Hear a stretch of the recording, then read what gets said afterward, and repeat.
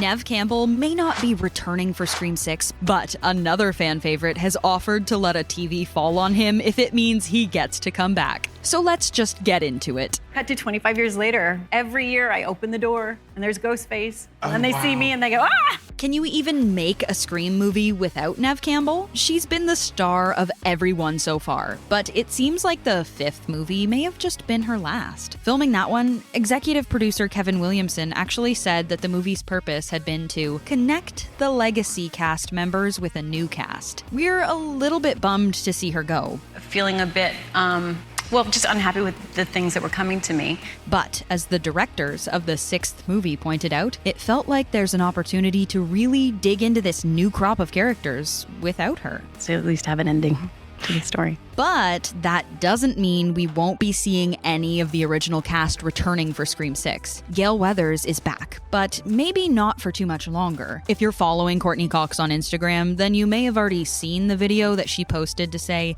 "Just finished filming Scream."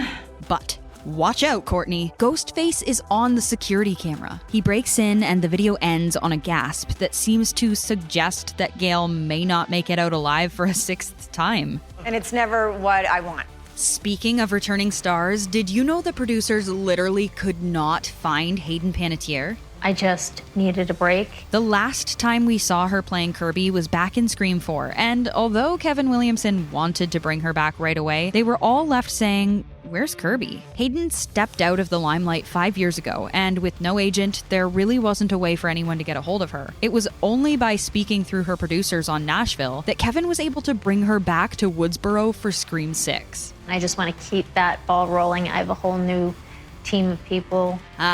Good old Woodsboro. The fictional small town has served as the beating heart for every film before now. Woodsboro was shot out of California, unless you're talking about Scream 4, where it moved to Michigan. Scream 6 plans on taking us away from Woodsboro and into the big city of New York. And, according to Melissa Barrera, this setting is so much more mortifying than anything we've seen before. As she put it, when someone screams in a city where everyone's kinda doing their own thing, then no one will come to their help. The killer for Scream 6 has done their research. They've been keeping a shrine with every previous Ghostface costume labeled with their original owner's name. With so many same-looking costumes standing side by side, you'd be forgiven if you didn't know that Wes Craven originally wanted Ghostface's robes to be white. Costume designer Cynthia Bergstrom hated it, and instead suggested a type of fabric that could be lit so that it gleamed, almost like the glint of the light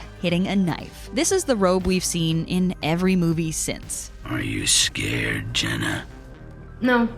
Ghostface costumes aren't the only ones in the killer's shrine, though. If you look closely, you may also recognize a few other outfits from the first film. You can see Stu's red robe, Steve Letterman's jacket, and even Tatum's iconic green turtleneck and orange shirt. As outdated as these styles should be by now, the first Scream still holds up, and that was on purpose. The only direction Wes Craven gave to Cynthia Bergstrom was that everything felt timeless, saying, "Cynthia, you never know, people may be watching this film 25 years from now." While Wes may have wanted the styles to look timeless, Courteney Cox had another idea. Every time that she came back for a new movie, she'd come with a new look that was Just over the top gross or ugly or too much. our first thought, those short bangs from Scream 3. Oh, well, that was the worst. Apparently, her hairdresser just started cutting, leaving her thinking, well, I don't have a choice now. Neve responded with, not a good, really, the highest voice you could go. Gale's too much outfit for Scream 6 will be a bright blue pantsuit with a pair of green pumps.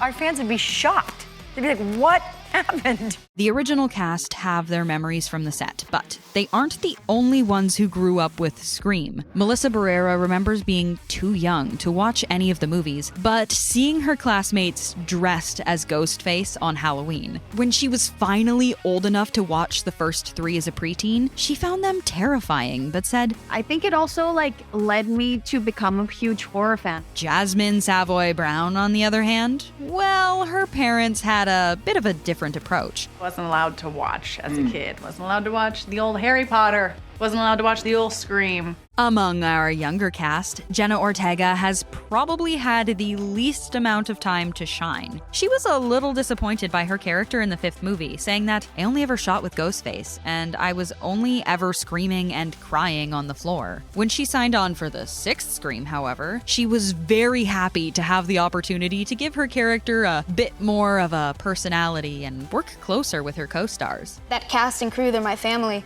So now that we've gone on about everyone who's returning, let's talk about the ones still missed. A deleted scene from Scream 3 would have made Stu the ultimate villain, commanding his army of ghost faces from prison. The idea was dropped, but Matthew Lillard still hasn't given up hope, saying that he's prepared to set up a public stunt in which a TV falls on his head to prove once and for all that Stu's not gone. Speaking of actors waiting for a return, Scream 6 will be the first one without David Arquette. His character Dewey didn't make it out alive from the 5th one, and David had a hard time saying goodbye. Seeing everyone else move on to work on the 6th one made him go, oh, okay. And although he knows that he'll be sitting out this time, he's also made it clear that he's ready to come back whenever. As he pointed out, there is a coming back to life element within these horror films. Yeah, and this is gonna be an interactive circus like you've never seen.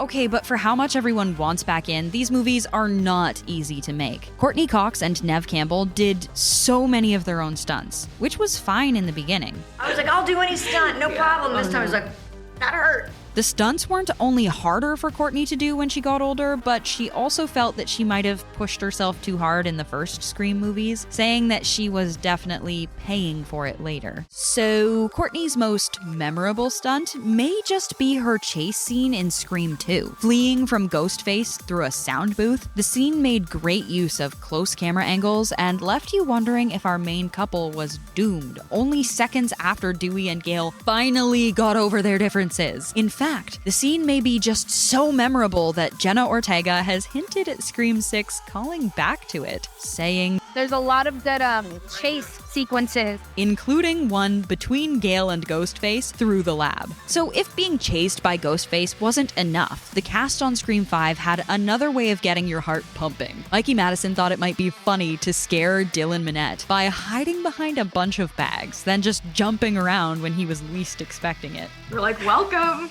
Dylan was already dealing with some trust issues on set. Apparently, every member of the cast had been given a slightly different version of the script so that nobody really knew who the killer was. That'd be weird. And speaking of feelings, our main 3 got pretty emotional returning for Scream 5. Neve Campbell cried, knowing that this was the first movie she'd be filming without Wes. But for David, it was more the fact that he was working with his ex-wife Courtney. He cried so much filming one scene with her that Courtney said the next day the crew didn't look at him. Yikes. But David took it in stride, saying, "I could tell some people aren't comfortable with that level of emotion." You know, there's still extreme love there and friendship. So this franchise has seen its cast through marriages, demises, and even the birth of their children. Which behind-the-scenes detail did you consider the most shocking? Just make sure to let us know down below.